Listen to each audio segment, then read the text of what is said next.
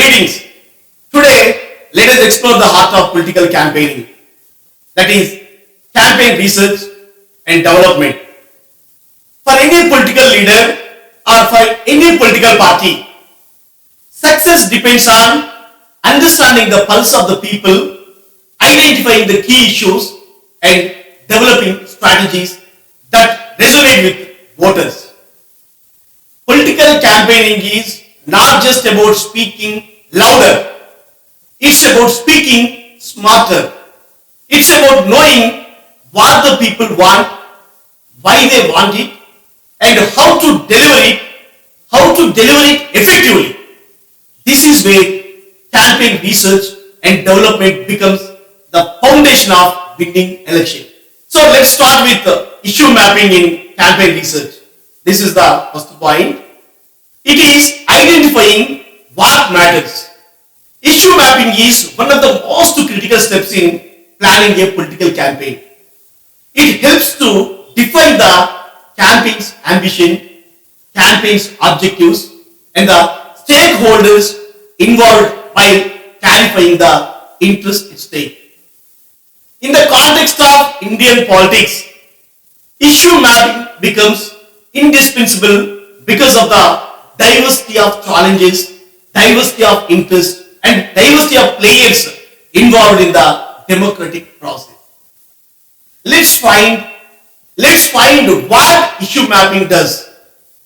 Issue mapping illuminates the landscape of the issue.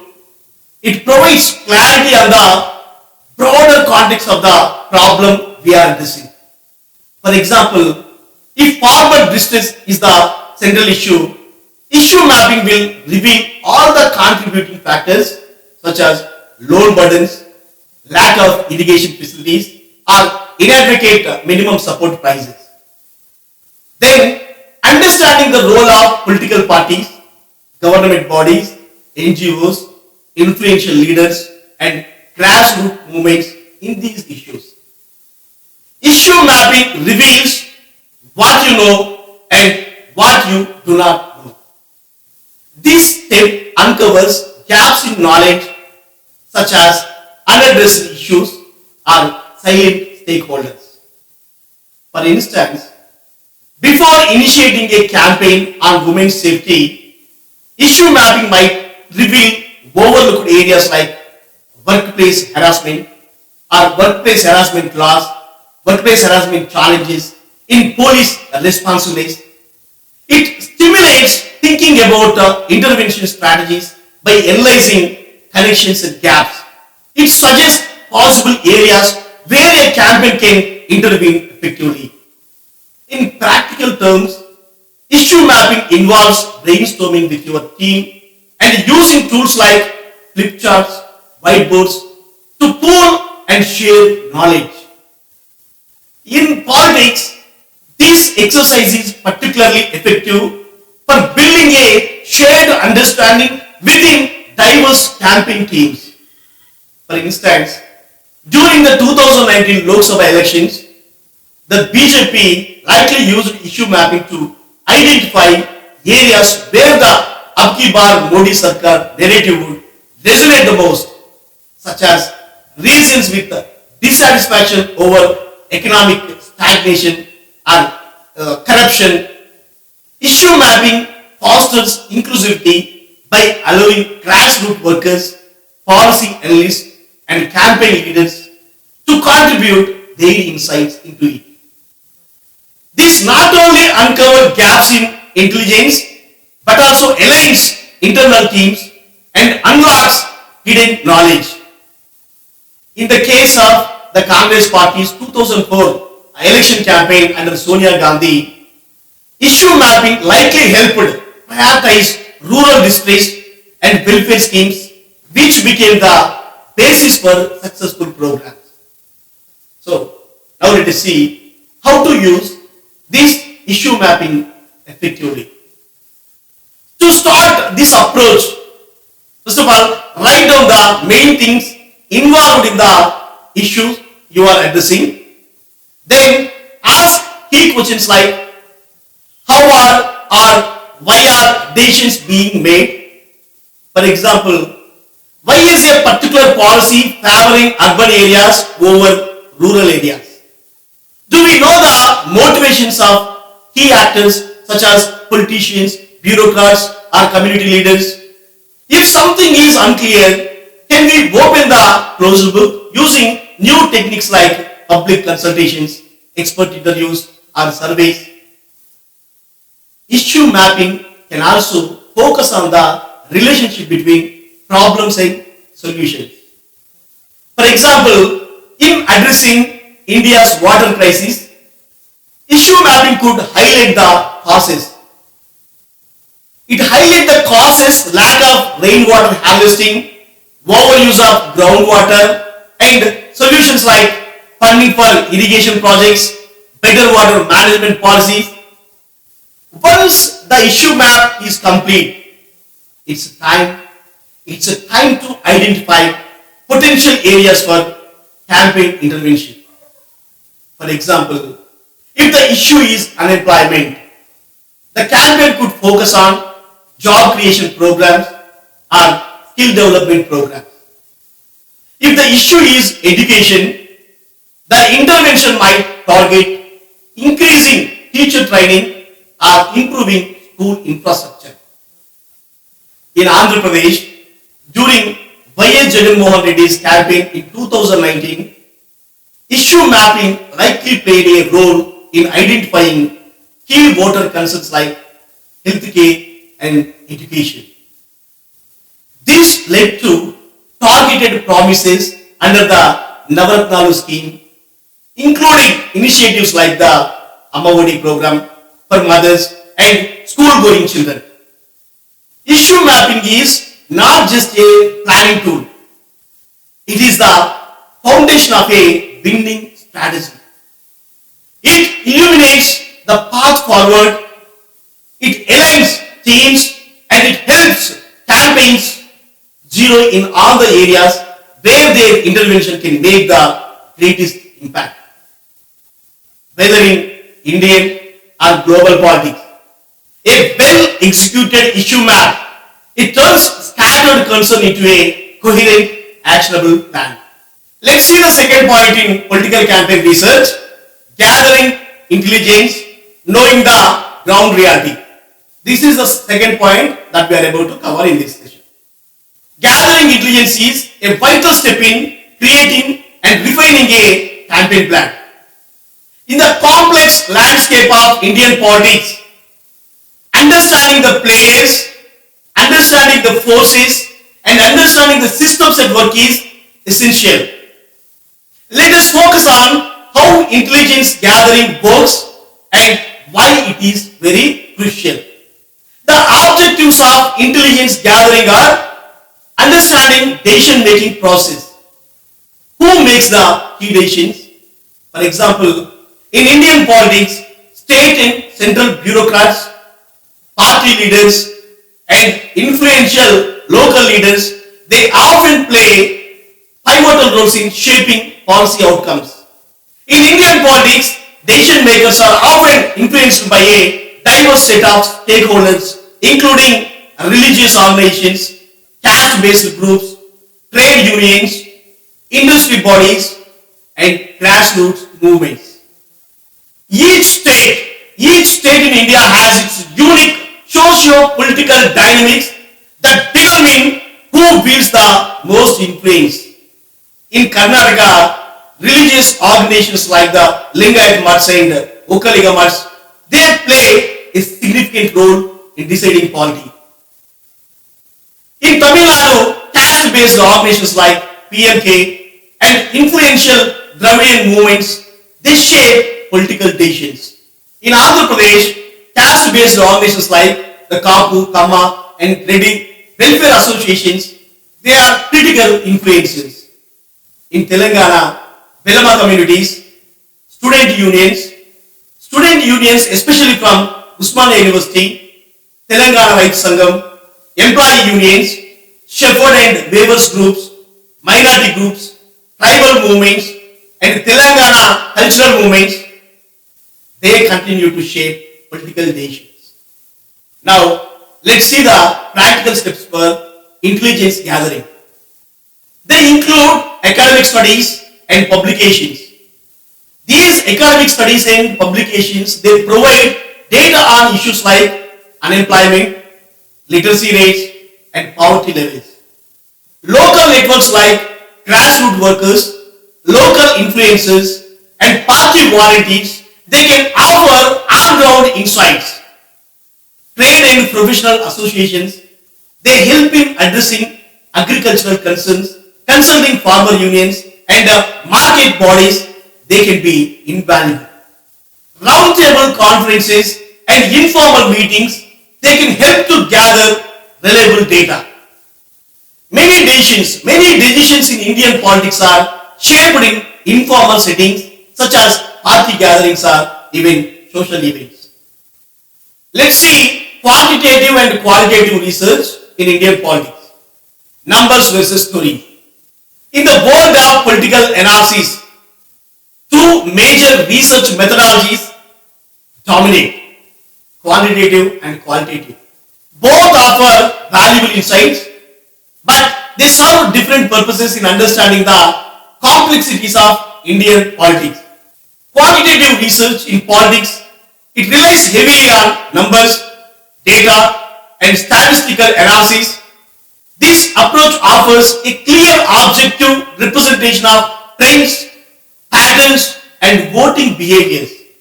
In India, where elections often involve millions of voters, quantitative research can provide essential insights into demographic voting patterns, the impact of policies on different social groups, and electoral performance.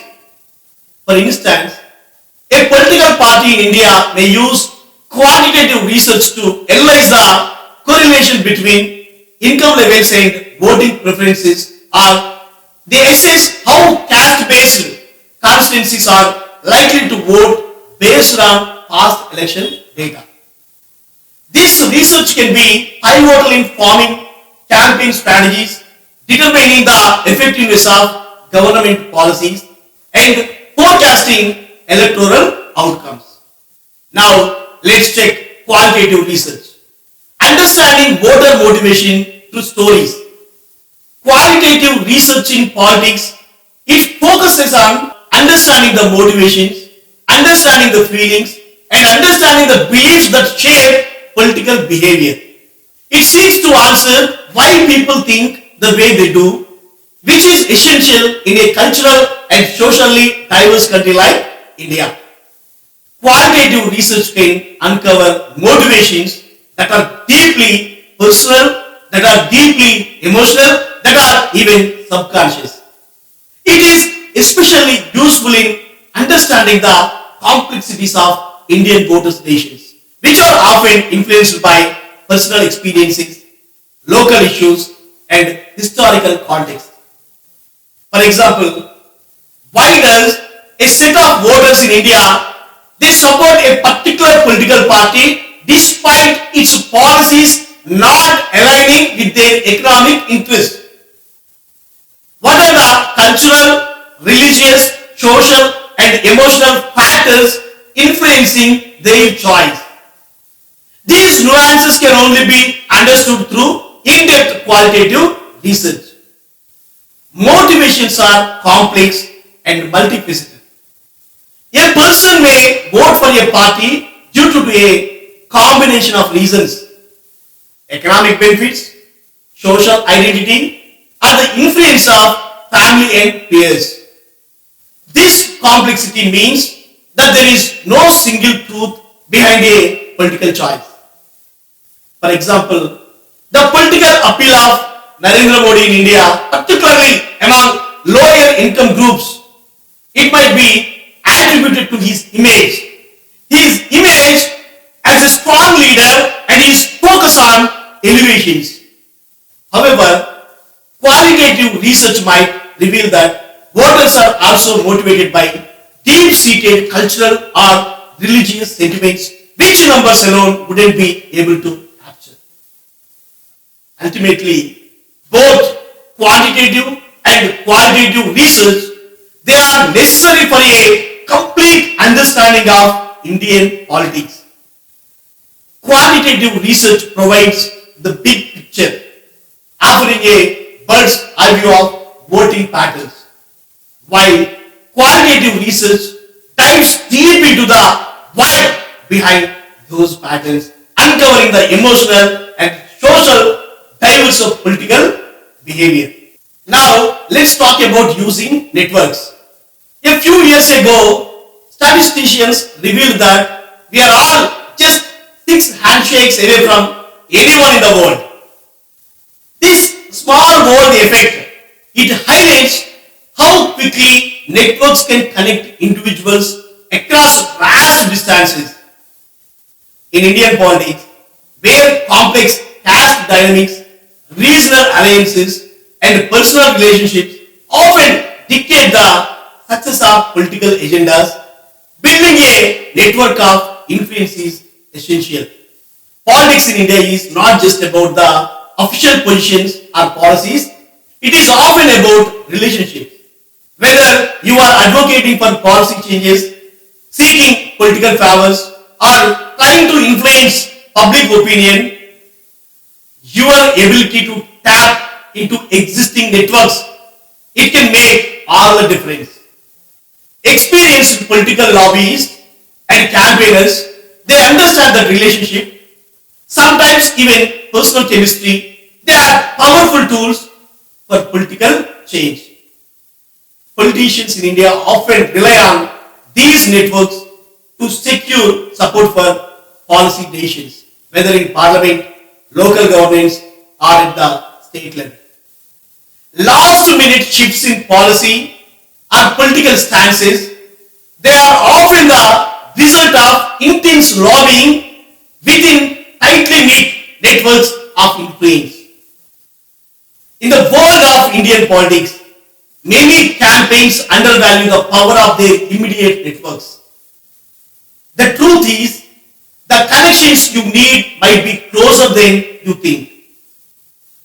Politics often revolves around scale-free networks. Scale-free network systems where a few key individuals or institutions hold immense influence over many others. Political operatives often forget that they don't have to build connections from scratch. Simply leveraging existing relationships within their own circles, it can unlock access to influential political figures, bureaucrats, or key decision makers. For example, it's not always necessary to know the chief minister and a cabinet minister directly. Often knowing someone who knows them or who has access to someone with influence, it can open up powerful pathways. These connections often lie within the inner circles of political parties, local leaders, or even trusted family networks. The key to political success in India often lies in building strong, well-connected networks and ensuring that these networks are constantly reinforced with visible, relatable evidence. Networks, whether personal or professional, they can help break through the political noise and open doors to decision makers. This can become a potent force in shaping political agendas and influencing outcomes in Indian politics. Let's talk about choosing media and communication channels. Effective communication is at the heart of any political strategy. Where diversity in language, where culture, where literacy, these levels demands a nuanced approach. Different media channels, they serve distinct purposes and excel in specific contexts. For politics, the choice of communication channels, they must align with the nature of the message, the target audience, and the political landscape. Now let us see the hierarchy. Hierarchy of impact for Indian media channels are the first one. Face-to-face communication comes first. In India, personal interactions remain the most trusted and impactful medium. Whether it is a local leader addressing villages in their dialect, or a politician conducting door-to-door campaigns. This method fosters a sense of connection and trust. So this one is the first. And second one is group interactions. Public gatherings, town halls, or informal community meetings, they are highly effective, especially when addressing local issues. Voters value direct engagement and often expect leaders to be accessible. Now let's see the third channel of communication. It is events that just happen. Spontaneous or pursued grassroots movements like impromptu protests or candlelight marches, they carry immense weight as they are often seen as the authentic expression of public sentiment. Then fourth channel of communication, it is organized public meetings, political rallies and road shows. They are designed to create mass appeal. Leaders like Narendra Modi, leaders like Rahul Gandhi, they use these events to energize their voter base and build momentum. Then let's see the fifth channel of communication. It is cinema and virtual reality. In a country where films influence public opinions, cinema and even virtual reality, they can be powerful tools to tell stories, build narratives, or amplify social and political causes. Regional cinema plays a particularly strong role in shaping perspectives. So this one is very crucial. Then we'll go to sixth channel of communication. It is TV, television. TV remains a dominant medium, especially in rural and semi-urban India. Regional news channels and the debates, they attract large viewerships, making them critical for reaching specific linguistic or cultural group. So TV is very crucial for media of communication. Then seventh channel of communication, seventh point, the channel of communication is photography and visuals. Visual campaigns are extremely potent. A single powerful image, be it a leader engaging with farmers or walking barefoot in flood-hit areas, they can evoke strong emotions and shape public perception. Then we'll go to eighth channel of communication. It is social media. Social media platforms like Facebook, WhatsApp, Instagram, Twitter, X, they have revolutionized Indian political communication. Politicians use these channels to connect directly with voters. Social media interactivity is particularly effective among the youth and urban population. Then we'll see the ninth point. The channel of communication is internet. Blogs, websites, and digital articles, they cater to more passive audiences. And one more channel of communication is radio, FM. Programs like PM Modi's Man Ki Baat, it demonstrates its potential to reach millions and establish a personal connection. Now we are talking about print media. Despite the digital boom, newspapers and magazines, they hold significant staying power, especially among older and rural audiences. Vernacular newspapers often shape local political discourse. In India, this medium is often as important as the message. People trust what feels authentic and close to their lived realities. Campaigners must choose communication channels not just based on their needs, but also their ability to build emotional connections. By blending traditional methods with modern technology, leaders can create impactful campaigns that not only inform but also inspire and mobilize people across the nation. Now, let's talk about allies, decision makers, and opponents. In politics, navigating the complex web of allies, decision makers, and opponents, it is crucial for advancing any campaign or any cause. Identifying key stakeholders, and understanding their motivations, it can mean the difference between success and failure. Often, influencing one key individual can create a ripple effect. In diverse political landscape, consider who gains and who loses under the status quo and who stands to benefit or suffer if your campaign succeeds. Politics is no stranger to unusual alliances. Be open to collaborations. Be open to collaborations with unlikely allies such as rival political factions uniting for a common cause. In India, production chains are often fragmented with multiple stakeholders like farmers, middlemen, and traders in agriculture.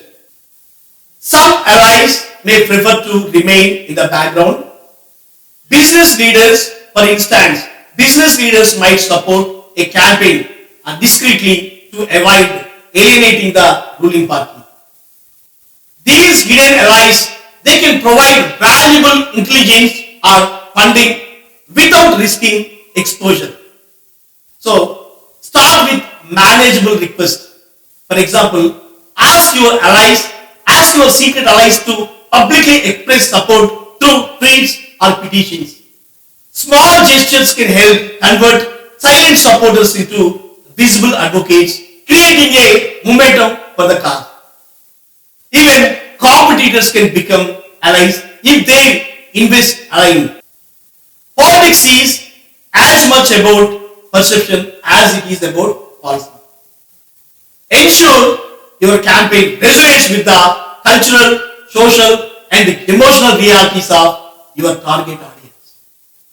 Whether it's through symbolic gestures, leveraging networks, or crafting compelling narratives, success lies in understanding the motivations of all stakeholders and tailoring your approach to India's unique political ecosystem.